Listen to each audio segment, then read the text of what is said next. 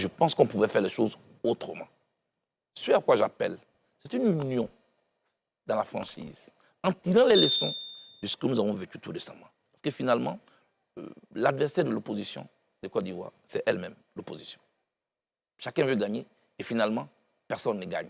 Nous avons des forces individuelles, dispersées, qui finalement, parce que non unies, deviennent une faiblesse pour nous, face à l'adversaire commun qui est le régime en place. Très bien.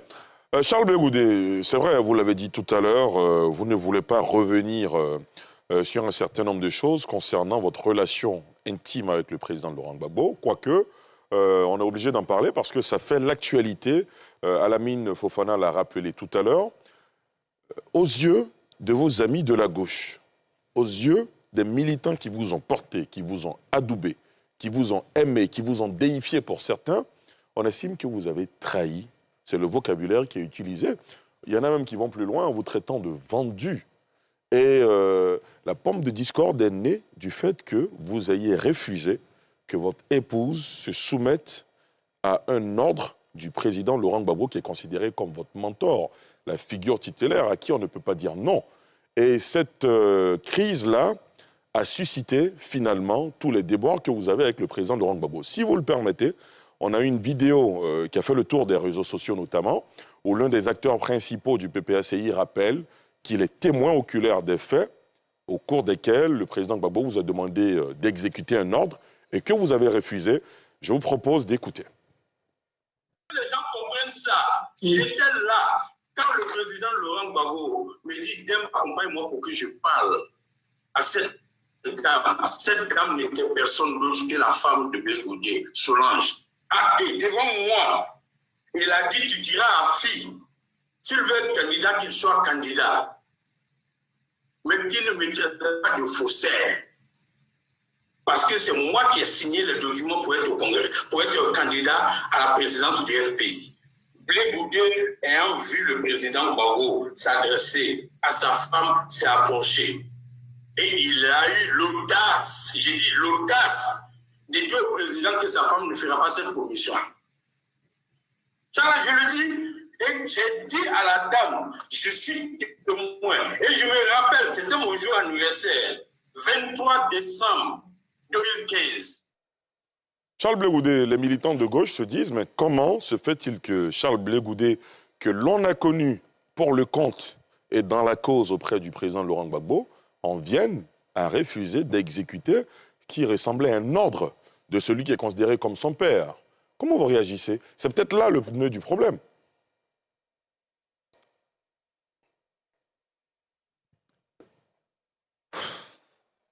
Ali, tout ça c'est gênant.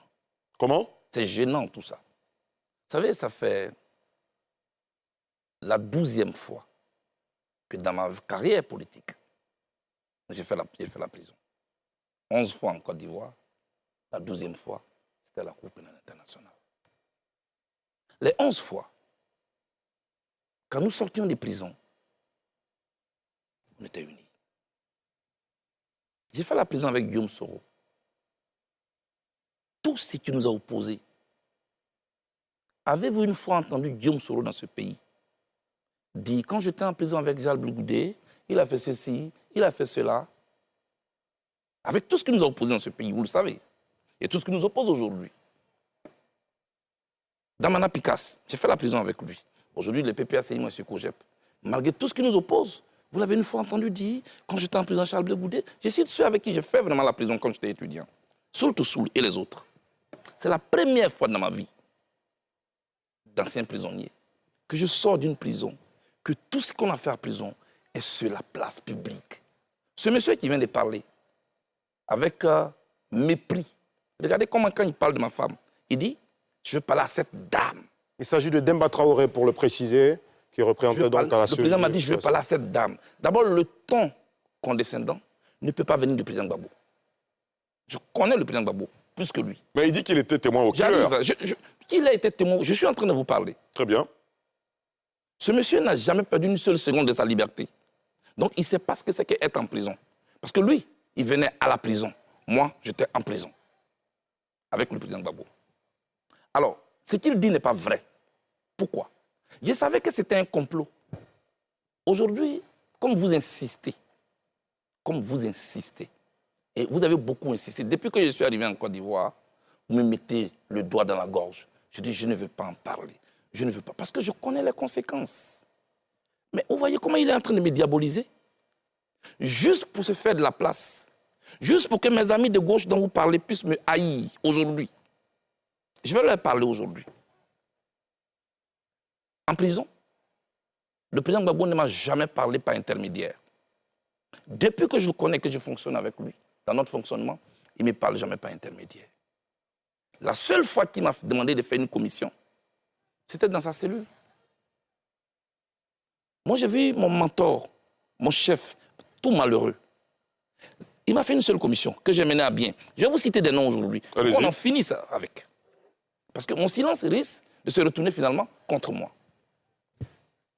Président, qu'est-ce qui n'y va pas? Il me dit, il y a un problème. Président, il y a quel problème? Ça, c'est la commission qui m'a faite. Il me dit, la maison qui sert de siège au Front populaire ivoirien appartient à Nadi Bamba. Je dis, mais comment? Les petits, il faut laisser ça. Donc, elle est en colère. Est-ce que tu peux m'aider? C'est tout ça que vous voulez que je parle ici? Venez, vous me mettez en mission? Il dit oui. Afi N'Guessan, dont on disait qu'il était mon ami. Si j'étais en parlant avec lui, comment j'aurais fait cette mission? Donc, le lendemain à 7 h, quand on ouvre les cellules, il est 6 h à Abidjan. Je vais au téléphone chez les gardes. Je demande à parler à Mme Angéline Kili, que je salue au passage, l'épouse d'Afi N'Guessan. Je l'ai au téléphone, heureusement. Je dis, maman, passez-moi votre mari. Hésitante qu'elle était, je la taquine. Maman, où vous faites chambre à part? Elle dit, non, elle me le passe. Je dis, président Afi, je cite des noms, il est en vie. Le président Gbagbo souffre d'un problème. Votre siège est la maison de Nadi Bamba. Est-ce que vous pouvez rétrocéder cette maison? Il dit, mais ce n'est pas possible. Nous, c'est nos DG qui ont cotisé pour payer cette maison. Comment elle appartient à Nadi Bamba? Je dis, laisse tout ça, président. Fais-le au nom du président Gbagbo. Je t'en prie. Pour sa santé en prison, fais-le pour lui. Il dit, OK. Comme elle m'a traduit en justice, là, c'est le président Afi qui parle. Le président Afi qui parle. Demandez au président de lui demander de me donner quelqu'un de confiance pour que le problème soit réglé devant un huissier. Moi, j'étais content parce que je vais de réussir un exploit pour mon patron. Je vais donc dans la cellule du président Gbagbo. Il dit, président, le problème est résolu. Demandez à Nadi Bamba de nous donner un an. Je vais donner à Afi, il m'attend au téléphone. À la CPI, le président a oublié de se lever pour aller au téléphone chez les gardes. Donc ceux qui racontaient que, oui, il y a des appareils enregistrés, tout ça c'est faux. Tout est suivi à la CPI. Il est parti, il a demandé le numéro, il est venu, il m'a donné un nom. Comment il s'appelle? Ousmane Si Savané, avec son numéro. Voilà le nom que Nadi Bamba a donné. Tout content, je vais au téléphone, je dis à Afi N'Guessan, voici le numéro. Le samedi, nous descendons donc dans la salle de visite. Nadi Bamba est contente. Merci Blé. La maison m'a été rétrocédée. Si je vends cette maison, je te donnerai ta part. Je dis non, attention, moi je ne suis pas un agent immobilier. Peut-être que c'est là ma faute. Mais j'ai plutôt une commission à vous faire. Évitez d'aller prendre les problèmes dehors pour les emmener en prison. Ça fait souffrir le président. Vous ne savez pas ce que c'est que la prison. Ali, je dis aujourd'hui aux membres du PPACI, ce qui leur sert de siège aujourd'hui, c'est la seule commission que le président Gbagbo m'a faite. À partir de là, est-ce que je deviens l'ennemi? Tout le narratif qui a été construit autour du président Gbagbo, c'était pour nous éloigner. Avec le même conglomérat qui aujourd'hui désobéit à l'ordre du président Gbagbo et qui est en train de partir. Quand vous dites le conglomérat, vous faites allusion à qui? Mais il y a Stéphane Kipré, qui est parrainé par Nadi Bamba, avec tout leur groupe des anciens UNG. C'est eux qui aujourd'hui sont venus nous diviser à la gauche. Regardez, Lida Kwasi est en prison. Damana Pikassa est en prison. Kone Boubaka est en prison. Tous les camarades de gauche sont en prison. Le conglomérat de l'UNG est dehors. La gauche ivoirienne est victime d'un complot d'infiltration. Des gens qui ont mis en place un plan d'expropriation et un plan d'appropriation. Voilà ce dans quoi nous sommes. En ce qui me concerne, le président Gbagbo n'a pas refusé de me recevoir. Ali, je n'ai jamais voulu parler. Nadi Baba m'a envoyé mon ancien directeur de cabinet quand on était en semi-liberté. Je cite des noms ce soir. Vous étiez encore à La Haye ou C'est à La Haye, Ali Derasouba, et m'a envoyé Diaby Youssouf, qui vient me trouver à 3 h du matin dans mon hôtel à La Haye. Il dit qu'il a été envoyé par Nadi Bamba, qui lui dit de me faire une commission que voici. Et les Ivoiriens doivent ce soir. Dis à Blé Goudé que tant que je suis en vie, il ne verra plus jamais Laurent Gbagbo de ses yeux. S'il l'a vu, c'est à la télévision. S'il l'a entendu, c'est à la radio. Mais mieux, mais j'ai dit pire, dis-lui que tôt ou tard, j'aurai sa peau. c'est la commission que Diaby Youssouf, votre directeur de cabinet, vous fait? Oui, et je lui dis, mais Diaby, tu as écouté aux portes ou bien on t'a vraiment envoyé? Parce que ce que tu dis est grave. Il m'a dit, c'est elle qui a même payé mon transport. Ali, c'est le programme de cette dame qui est en train de se dérouler sur moi. Au point que mes amis et moi, on ne peut pas se parler aujourd'hui. Voilà ce qui se passe. Pour le reste, je vous le dis, moi je parle. Et c'est la même chose. En 2009, je peux aller plus loin. Votre aîné, Issa Sangaré Yereso, il est en vie, je le cite. Il avait une émission qu'il animait qu'on appelle En toute franchise. Sur les antennes de la RTI, effectivement. RTI 1. Je demande que Guillaume Soro désarme. Parce qu'il a été nommé Premier ministre pour qu'en retour, il désarme. Vous savez ce qui s'est passé? 3 jours après cette interview, je suis convoqué par Nadi Bamba, chez elle à la maison. J'y arrive, je trouve Guillaume Soro. Je trouve Konaté Siriki. Je cite des noms. Je trouve Meïté Sendou. Je suis sur un banc d'accusés. Quelques minutes après, le chef de l'État de Côte d'Ivoire arrive. Me voici entre le Premier ministre et le chef de l'État. La dame prend la parole. Blé, présente tes excuses à Guillaume Soro. J'ai dit pourquoi? Pourquoi tu lui as demandé de désarmer? Les armes qu'il porte de jour, ça tonne. Ce ne sera pas contre Gbagbo. Tu ne sais pas. Tu ne sais pas de quoi tu parles. Qui suis-je? Devant le chef de l'État de Côte d'Ivoire. Devant le Premier ministre, je me mets à genoux, je demande pardon au Premier ministre. Et je n'ai pas dormi toute la nuit. Les armes ont tourné en 2011, non? C'était contre qui? C'était contre les Ivoiriens. Le président Gbagbo a arrêté. C'est tout cela. C'est de ça que moi, je ne veux pas parler. Tout ce que je dis, si elle n'est pas d'accord, elle peut me traduire en justice. Je suis prêt pour ce procès de vérité. Parce qu'on ne peut pas gâcher tout un combat comme ça. Toute ma vie, je n'ai fait que faire la prison. J'aime le président Gbagbo. Je n'ai rien contre le président. Est-ce que vous avez essayé d'utiliser d'autres voies et moyens pour rencontrer le président Gbagbo? Je suis allé rencontrer le pasteur Dion. Il est en vie. Je lui ai dit, est-ce que vous pouvez approcher mon père? Je veux parler avec lui. J'ai écrit une lettre que j'ai remise au professeur Hubert Oulaye. Ça n'a pas marché.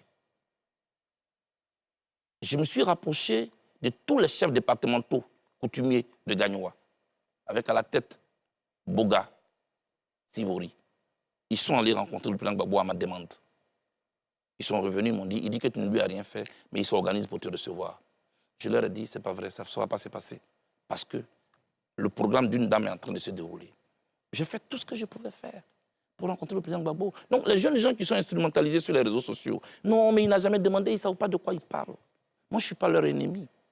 Il y a un complot contre la gauche ivoirienne. L'opposition est aujourd'hui à terre, on ne peut rien faire. Non, quand vous expliquez les choses, il y a peut-être une dent contre vous, mais quand vous parlez de complot contre la gauche ivoirienne, c'est peut-être un peu trop gros. Quand les acteurs, Ali, quand les principaux acteurs ne peuvent même pas s'adresser la parole, des gens qui se réunissaient, qui concevaient, qui ont un parcours commun, qu'ils ont connu dans la douleur de l'histoire de la Côte d'Ivoire. Aujourd'hui, qu'est-ce qui nous oppose fondamentalement? Parce que l'autre a peur de m'approcher. Parce que s'il m'approche, il ne peut plus avoir accès au président Gbagbo. Il y a un corridor qui a été installé, avec un guichet unique. Si tu ne passes pas par là, tu ne peux pas. Demandez-le tous. On se parle souvent en cachette. Voilà l'atmosphère qui a été créée. En conclusion, je lance encore cet appel. Moi, je demande pardon au président Gbagbo si je l'ai choqué. Je ne sais pas ce que j'ai fait. Mais je pense que je peux encore lui apporter beaucoup. Mettons-nous au-dessus de tout cela. Il demeure mon père. Très bien. Alors, et sur ça, justement,